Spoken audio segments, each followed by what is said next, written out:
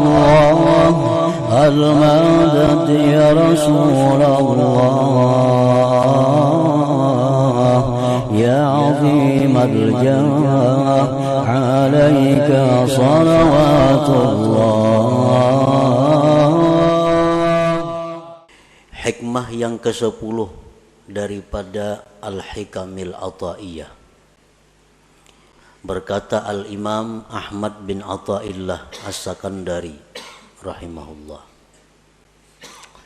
al-a'malu suwarun qa'imah wa arwahuha wujudu sirril ikhlasi fiha. Bermula amal-amal adalah rupa-rupa yang berdiri, dan roh-roh itu amal adanya sirrul ikhlas pada amal itu. Nah, para muhibbin rahimakumullah, dimaksud dengan apa yang disebutkan oleh Al-Imam Ahmad ibnu Ata'illah tadi adalah al-a'malul jismaniyatu wal qalbiyatu ajsadun.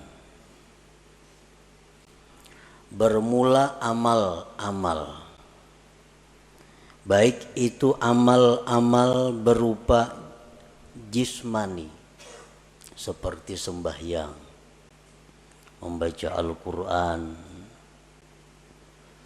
itu disebut amal jismaniyah. Ataupun amal-amal berupa qalbiyah, amal-amal hati seperti taubat,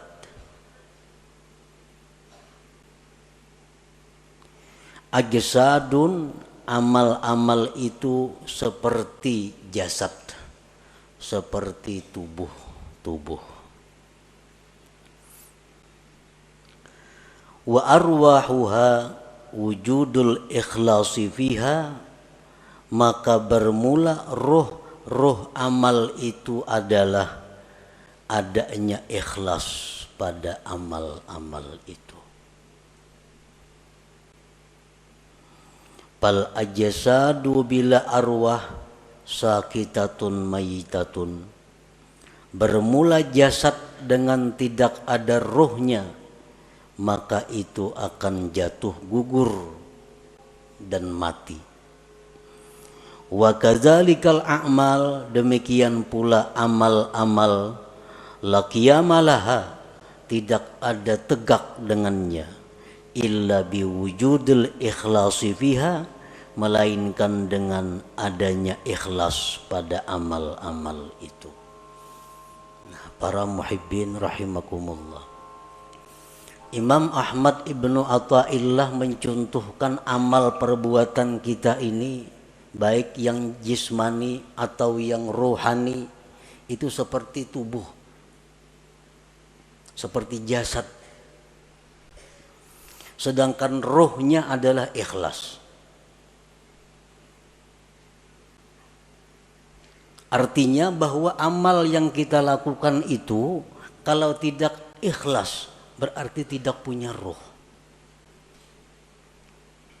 Jasad yang tidak punya roh itu akan dikubur, akan tidak bisa dimanfaatkan. Nah, demikian pula amal ibadah kita yang tidak ada ruhnya, tidak ada ikhlasnya, akan tersia-sia, tidak diterima di sisi Allah Subhanahu wa ta'ala.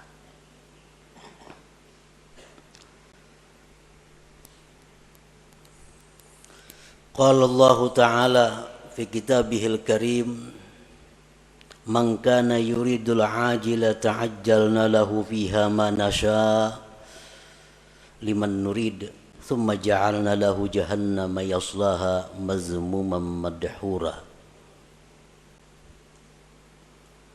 Barang siapa yang beribadah kepada Allah, sembahyang, puasa, membaca Al-Quran, menuntut ilmu, beriktikaf, bersadaqah, berwakaf.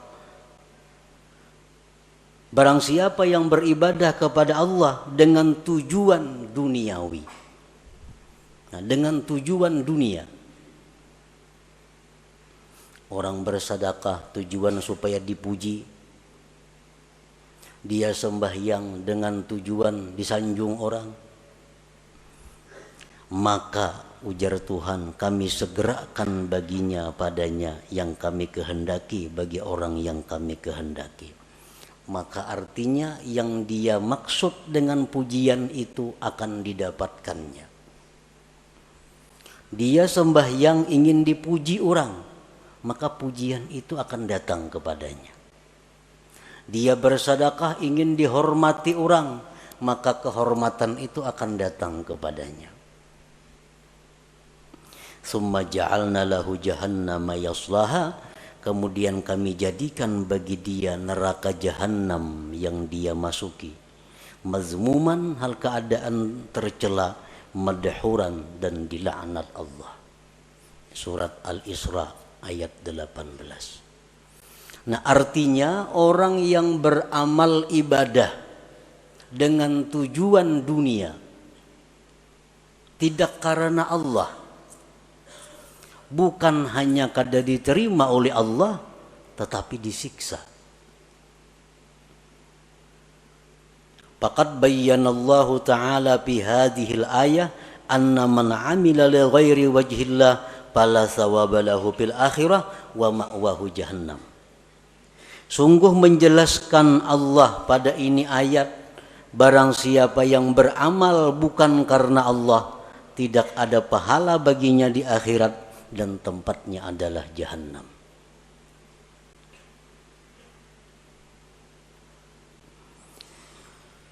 Para muhibbin rahimakumullah, Rasulullah sallallahu alaihi wasallam bersabda, innal abda la ya'malu a'malan hasanah fatas'adul malaikatu fi suhufin mukhtatamah fatulqa baina yadayillahi ta'ala fayaqulu alqu hadhihi as-sahifah fa innahu lam yurad bima fiha wajhi.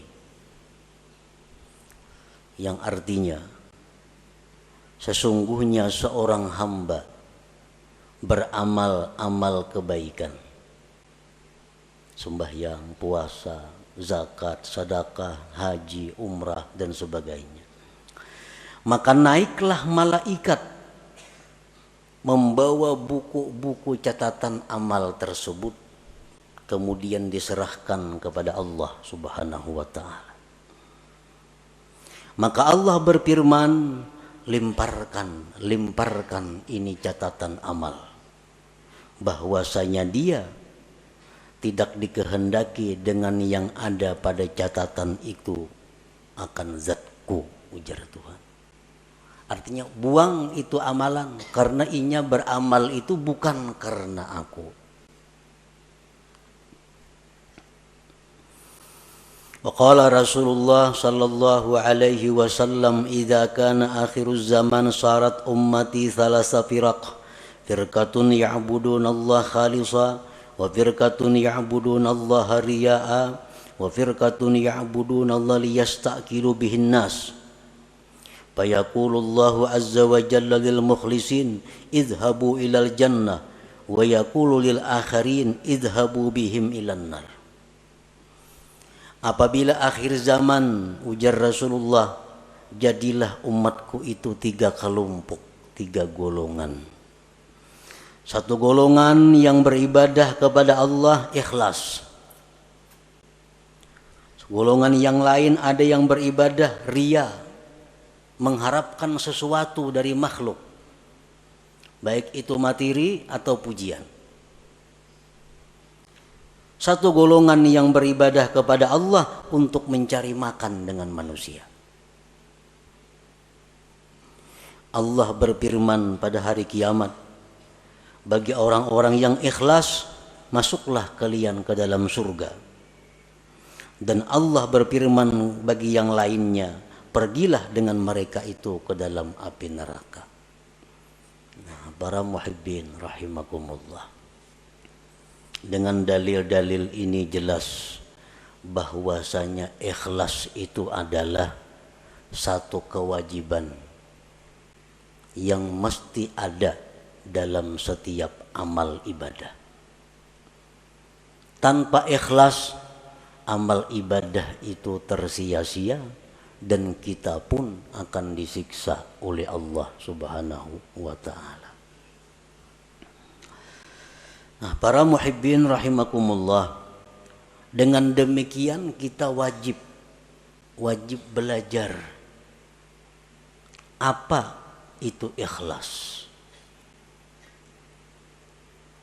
Dan kita wajib berusaha untuk bisa mendapatkan ikhlas itu, agar kita menjadi orang yang selamat di akhirat nanti. Nah, berbagai macam pendapat para ulama tentang ikhlas itu apa. Satu syekh mengatakan ikhlas itu ini. Ada lagi imam ini mengatakan ikhlas itu macam ini. Ada lagi seorang guru menyatakan ikhlas itu macam ini. Nah, kita ambil dari sekian banyak pendapat tentang ikhlas itu satu pendapat daripada para imam-imam itu. Al-ikhlasu ala salasi darajat. Ikhlas itu 3 tingkat. 3 tingkatan. Yang pertama disebut darajatil awam. Ikhlas tingkatan orang awam. Ini ikhlas sudah ada punya harga di sisi Allah, walaupun murah daripada tingkatan yang berikutnya, tapi sudah dihargai oleh Allah. Kita beribadah sembahyang, kita pakai ikhlas orang awam, itu sudah berharga, cuma harganya lebih murah dibanding ikhlas tingkatan-tingkatan yang berikutnya. Nah, ikhlas orang awam ini artinya adalah ifradul haq bi kasdil ibadah ma'a talabil huzuzid dunyawiyyati wal ukhrawiyyah ka hifzil badan wal mal wa sa'atir rizq wa dukhulil jannah wan najati minan nar. Ikhlasnya orang awam itu adalah mengesahkan Tuhan pada tujuan ibadah. Memang ini beribadah itu tujuannya adalah semata-mata karena Allah, tidak ada karena yang lain. Nah, ini sembahyang karena Allah, tetapi beserta menuntut bahagian duniawi dan ukhrawi. Ini sembahyang karena Allah. Di samping itu, mudahan diluaskan Allah rezeki, mudahan dipeliharakan Allah harta nang ada, mudahan mati masuk ke surga, mudahan terhindar daripada api neraka contohnya. Nah, ini sudah ikhlas untuk golongan orang-orang awam. Inya bazakatunya karena disuruh Allah, perintah Allah. Tetapi ini ada minta kepada Allah.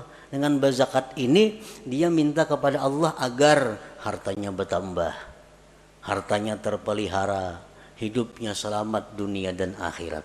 Nah, ini ikhlasnya orang awam. Beribadah semata-mata hanya karena Allah, tetapi ada minta macam-macam dengan Allah, baik itu urusan duniawi atau ukhrawi. Nah, ini sudah masuk ikhlas, walaupun ikhlas yang paling rendah. Kita membaca surat Waqiah umpamanya, membaca surah Waqiah karena Allah, tapi ada harapan, mudah-mudahan diluaskan Tuhan rezeki. Nah, itu ikhlas ngarannya, tapi ikhlas tingkatan orang awam. Ini membaca surat Tabarak, Suratul Muluk karena Allah, Tapi mudah-mudahan dalam kubur selamat. Nah, ini ikhlas, tapi derajatnya bukan derajat yang tinggi.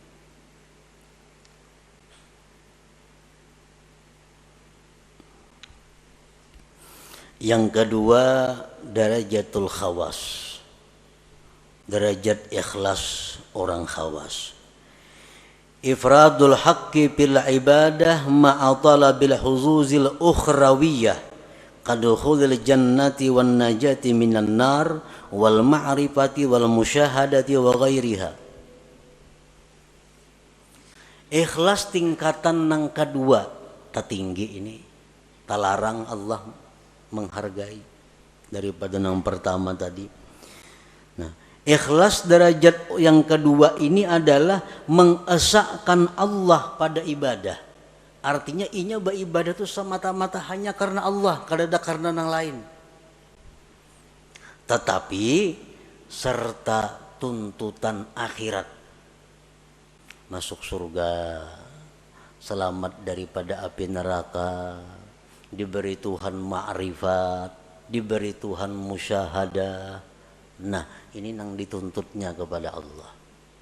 Ini berzikir, umpamanya 1000 sehari atau 10.000 sehari. La ilaha illallah, la ilaha illallah. Tujuannya apa berzikir ini? Karena Allah. Allah nyuruh berzikir. Tapi inya minta kepada Allah agar diberi ma'rifat kepada Allah, agar diberi musyahadah. Nah, ini ikhlas tapi menurut tingkatan khawas ngarannya. Belum lagi sampai ke derajat yang tertinggi daripada ikhlas itu. Tapi sudah ikhlas ngarannya. Ya tadi orang membaca surah Tabarak supaya dalam kubur selamat daripada fitnah kubur. Nah, ini ikhlas. Tuntutan akhirat. Ini ikhlas derajat khawas ngarannya. Ini kadada dalam ibadah itu minta kepada Allah urusan dunia kadada. Nah, beribadah kepada Allah karena Allah, nang dimintanya kepada Allah urusan akhirat. Kadada urusan disihatkan badan, kadada urusan dimurahkan rezeki, kadada urusan berdagang supaya payu, kadada. Urusannya apa? Inya beribadah nih karena Allah, nang dimintanya kepada Allah urusan akhirat. Nah, ini ikhlas tingkatan yang nomor 2. Ini lebih hebat daripada yang pertama tadi. Yang ketiga, darajatul khawasil khawas. Nah, ini derajat yang tertinggi. Tahqiqul ubudiyah wal qiyamu bi huquqir rububiyah bil ibadah. Dia beribadah itu semata-mata memantapkan kehambaannya dan mendirikan dengan hak Tuhannya. Aku beribadah ini semata-mata karena Allah dan aku ini adalah hamba Allah, titik. Perkara masuk surga, perkara neraka itu kada tahu urusannya. Nah, inya berzikir karena menjunjung perintah Allah, habis ingat situ. Inya sembahyang, aku semata-mata menjunjung perintah Tuhan karena aku ini hamba, aku mesti sembahyang. Habis ingat situ. Kadada macam-macam lawan Tuhan tuh kehendak permintaan kadada. Nah, inilah derajat ikhlas yang tertinggi itu. Nah, para muhibbin rahimakumullah. Jadi apapun di antara derajat ikhlas yang 3 macam itu, apabila ada di dalam amal ibadah kita, maka amal ibadah kita itu sudah hidup, sudah punya roh. Artinya ada harga di sisi Allah Subhanahu wa taala. Kita membaca Quran, di dalam situ ada ikhlas, walaupun derajat-derajat orang awam sudah selamat. Apalagi kita membaca Quran, di situ ada ikhlas derajatnya orang khawas, lebih larang lagi Allah menghargai. Apalagi ikhlas nang nomor 3, makin larang lagi harganya. Nah, makanya ibadah itu dibalas 10, bisa 70, bisa 100, bisa lebih pada itu, tergantung mutunya ibadah itu. tergantung kualitasnya ibadah itu. Para muhibbin rahimakumullah. Nah, jadi kita sudah tahu pentingnya ikhlas tadi. Pentingnya kita beribadah itu karena Allah. Kalau kadang macam itu, sembahyang kita ditolak dan kita disiksa. Kita puasa kadang karena Allah, puasanya ditolak dan kita disiksa. Kita bersedekah kadang karena Allah, berbagi-bagi duitnya, tapi kadang karena Allah, duitnya kadang diganti Tuhan, berpahala kadang disiksa, duitnya habis. Kalau orang tuh bersedekah karena Allah, akan mendatangkan kelapangan, mendatangkan kebahagiaan. Karena Allah. Tapi kalau orang ini membagi-bagi duit, membagi baras, membagi apa, kadang karena Allah, ujung-ujungnya bisa gila, bisa stres. Karena Allah. Nah, ini akibatnya dalam dunia pun sudah menderita.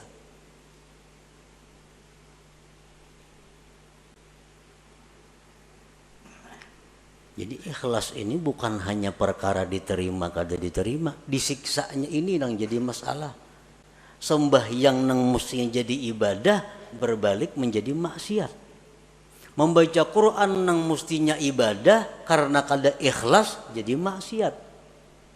Bersedekah yang mestinya ibadah tapi karena kada ikhlas jadi maksiat. Nah, oleh karena itu kita wajib fardhu ain mempelajari apa itu ikhlas supaya bisa amal itu diterima oleh Allah Subhanahu wa taala. Dan sesudah kita belajar ikhlas tadi macam itu, tinggal kita berusaha bagaimana cara mengamalkan, bisa melakukan ikhlas itu. Para muhibbin rahimakumullah, yuktasabul ikhlas bitadabburil ayati wal akhbar bi targhibil ikhlas wa tarhibir riya. Nah, supaya kawa ikhlas, kita sudah tahu tuh di ikhlas tadi ibadah nang karena Allah, kada ada karena nang lain-lain, itu ikhlas. Tahu sudah kita. Cuma kayak apa supaya kau menerapkan itu di dalam ibadah kita.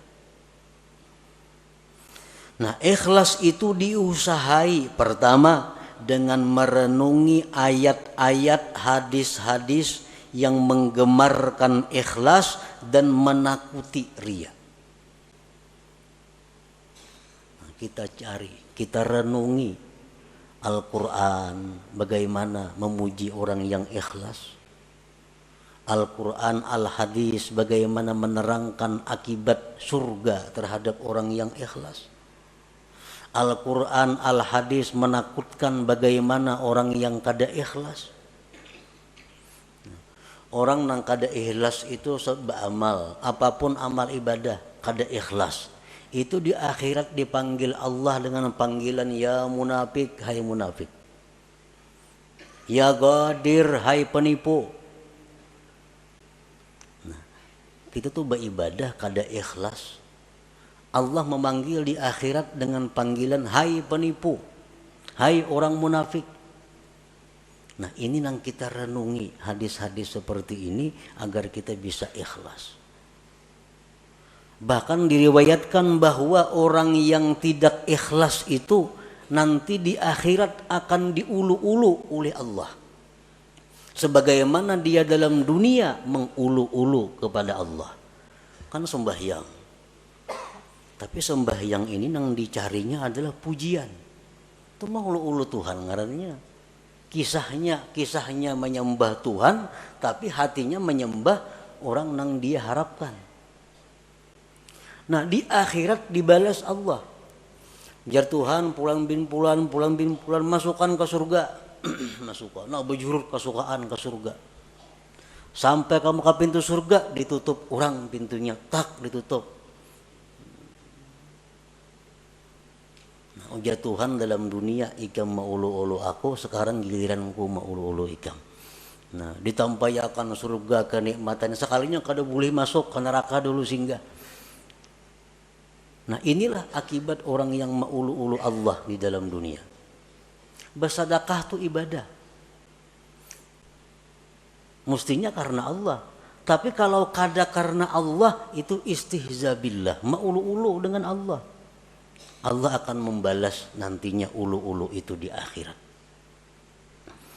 Nah, jadi kita untuk dapat ikhlas itu pertama merenungi ayat Quran, hadis-hadis Nabi tentang bagaimana orang ikhlas, bagaimana akibatnya orang itu mun kada ikhlas.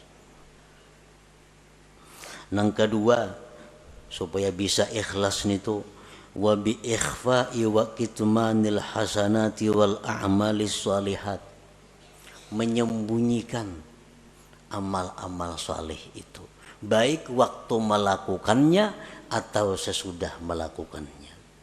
Nah, bersembunyi ini mendukung supaya ikhlas. Beramal saleh, sembahyang sunat, pokoknya hal-hal yang kada disuruh kita benampak, sembunyikan amal-amal itu. Jangan dikisah-kisahkan, jangan dikuya-kuya, karena mengurangi nilainya, bahkan bisa menggugurkan pahala. Nah, kita menyimpan amal saleh serapi-rapinya itu membantu keikhlasan. Yang selanjutnya agar kita bisa ikhlas, nah ini yang paling penting, wabikat ittama anil khalqi, memutus tamak daripada makhluk. Selama kita masih tamak dengan makhluk, kita sulit untuk ikhlas itu. Nah, selama kita masih ada yang kita kehendaki daripada makhluk, sulit untuk ikhlas. Kita kepingin makhluk itu sayang lawan kita kepingin makhluk itu hormat lawan kita kepingin makhluk itu mencintai kita kepingin makhluk itu memberi sesuatu kepada kita kepingin makhluk itu agar memilih kita. Selama itu ada dalam hati, kita sulit untuk ikhlas. Nah, sulit untuk ikhlas. Jadi putuskan harapan-harapan kepada makhluk.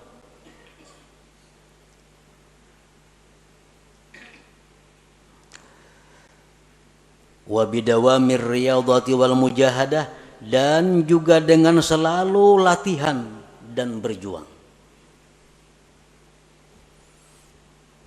Jadi ikhlas ini mesti dilatih dan berjuang. Dikisahkan bahwa salah seorang salihin ini sembahyang berpuluh-puluh tahun hanya di saf pertama, sembahyang berjamaah.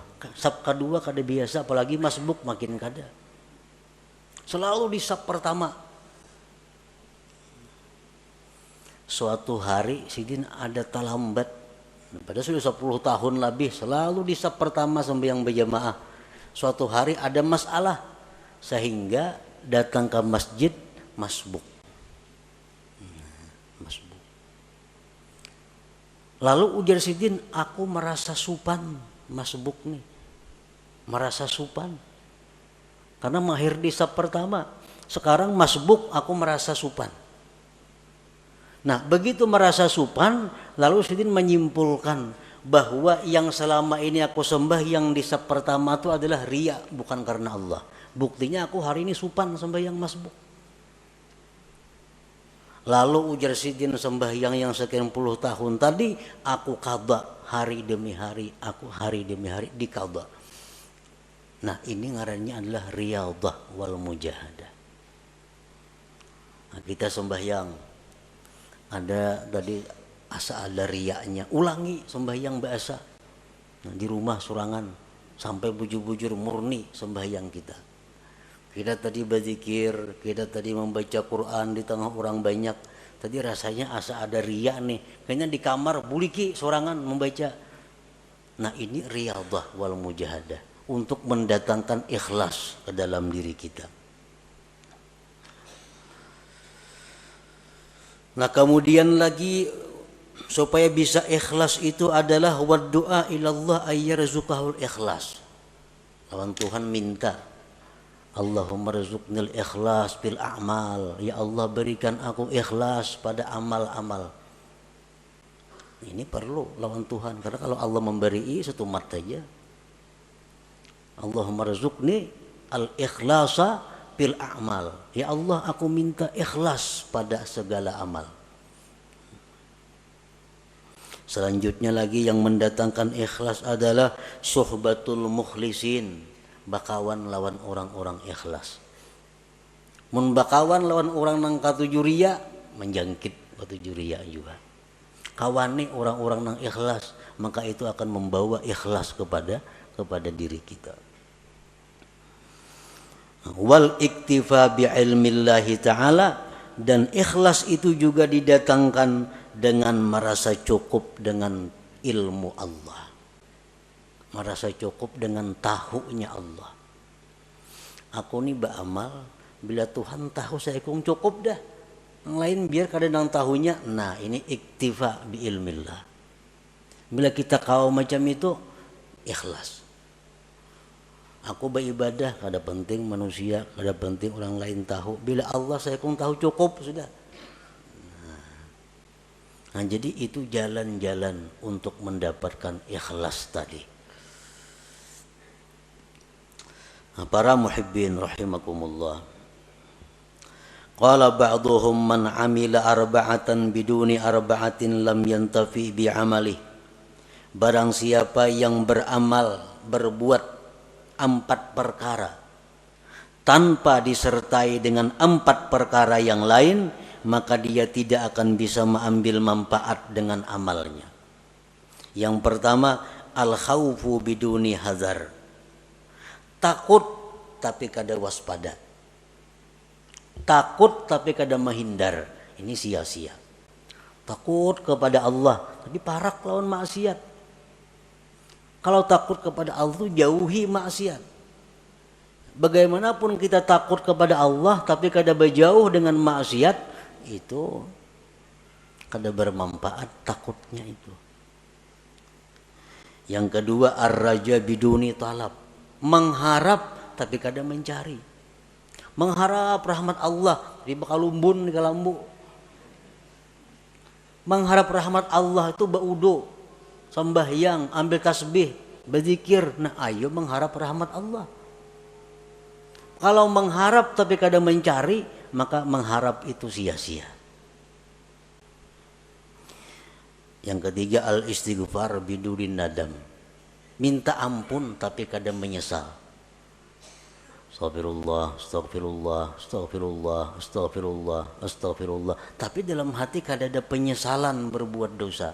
Istighfarnya sia-sia. Mestinya kita mengucap astagfirullah itu di dalam hati ada menyesal terhadap dosa yang dilakukan. Astagfirullahalazim, kan artinya aku minta ampun kepada Allah. Astagfirullah, aku minta ampun kepada Allah. Mesti ada sesal di dalam hati. Nah, yang keempat, al-amal biduni ikhlas. Beramal tapi kada ikhlas, kada ada harganya juga. Lam yantafi bi amali, kada bermanfaat dengan amalnya.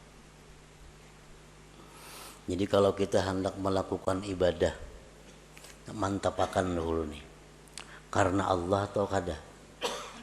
Bila kada karena Allah, hadangi dulu. Jangan terburu-buru, jangan tagasak-gasak, jangan umpatan. Jangan umpatan, beribadah kada sah umpatan itu. Ibadah itu mesti berdasarkan ilmu.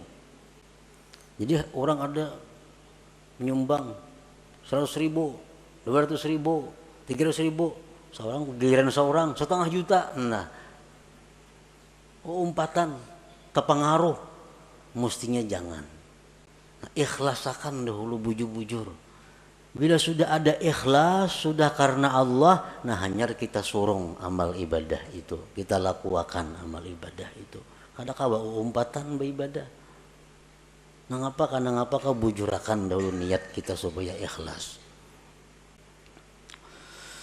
Qala Syakik rahimahullah, husnul amal fi salasati asya, baiknya amal itu pada 3 perbuatan, pada 3 sesuatu. Allah itu baik, Allah kada menerima kecuali yang baik.